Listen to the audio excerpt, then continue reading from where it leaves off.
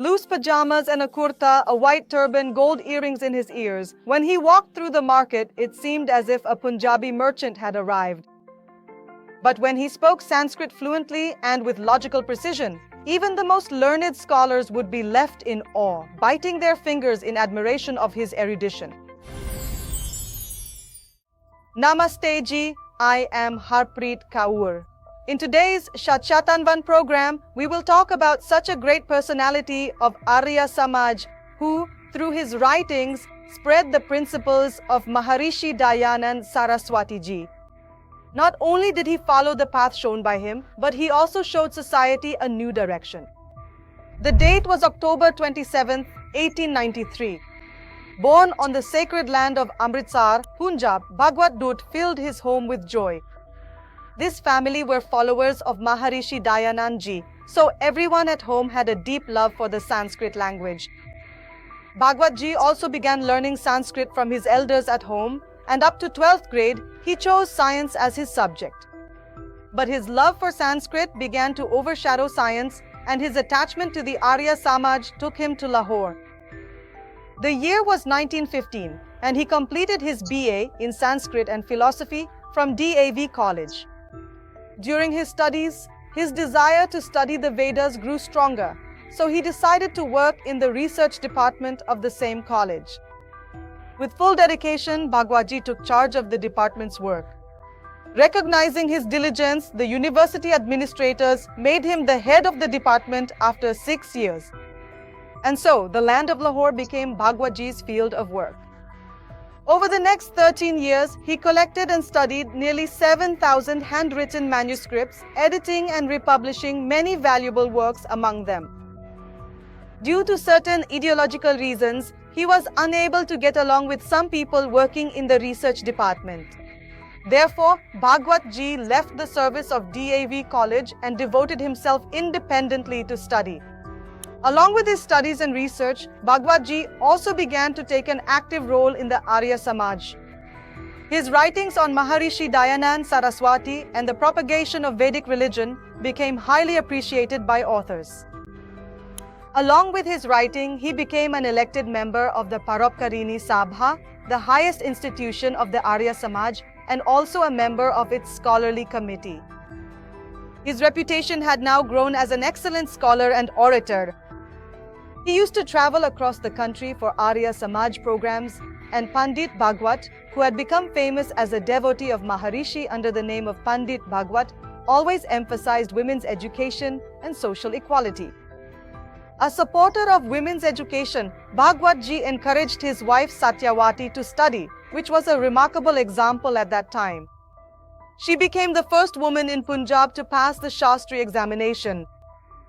Pandit Bhagwat ji's son, Satyashrava, was also a Sanskrit scholar. He translated many of his father's works into English and published them. The year was 1947 when the country gained independence from British rule. But with the partition of India and Pakistan, Bhagwat ji decided to come to India and settled in Delhi. He was able to bring his family safely to Delhi, but he regretted that unfortunately he could only bring a small part of his vast collection of manuscripts with him when he came to Delhi. He could. Even after coming to Delhi, this scholar continued to write. Whether it was articles for Arya Samaj magazines or books written on various subjects, many Indian and foreign scholars have appreciated his research and scholarship. But he was saddened by the fact that many scholars wrote about the conclusions discovered by Bhagwat ji in their books without mentioning his name. Bhagwat ji had deep faith in Maharishi Dayanand Saraswati and the principles he advocated. His contribution in this field is extraordinary and unparalleled. For the first time, it occurred to him that the Maharishi's letters should be published. Bhagwat ji compiled and edited the letters and advertisements of Rishi Dayanand and had them published.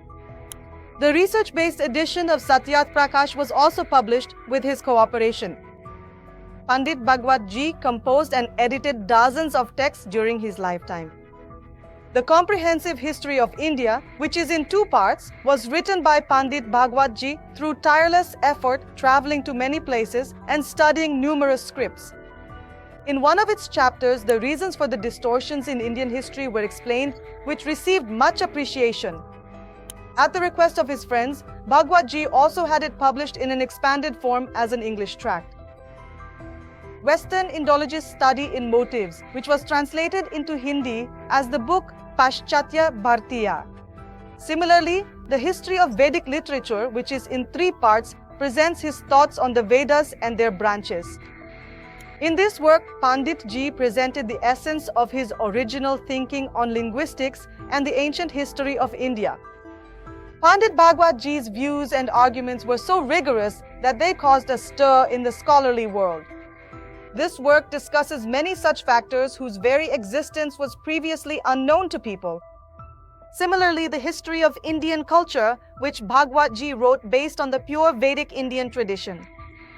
Along with this, the history of language in this work provides insight into the ancient Indian perspective on linguistics.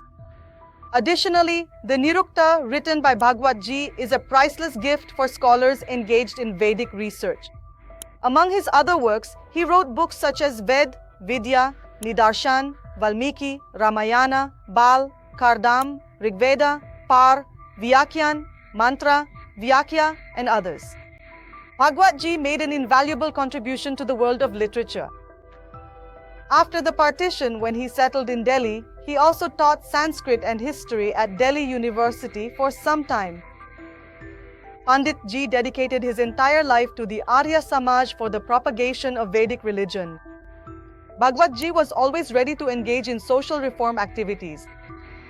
After the demise of Pandit Brahmdat Jigyasu Ji, Pandit Ji served as the head of the Ramlal Kapoor Trust and remained in this position for life.